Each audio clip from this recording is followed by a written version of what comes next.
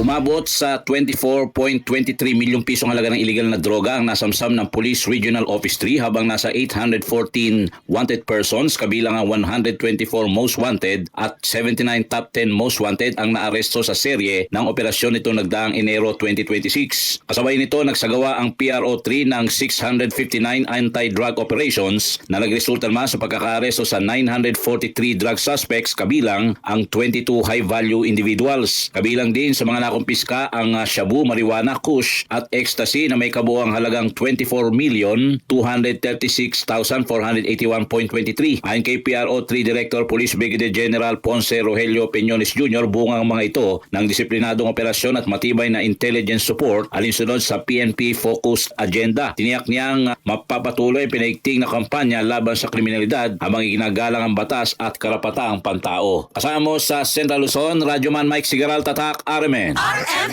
Network News.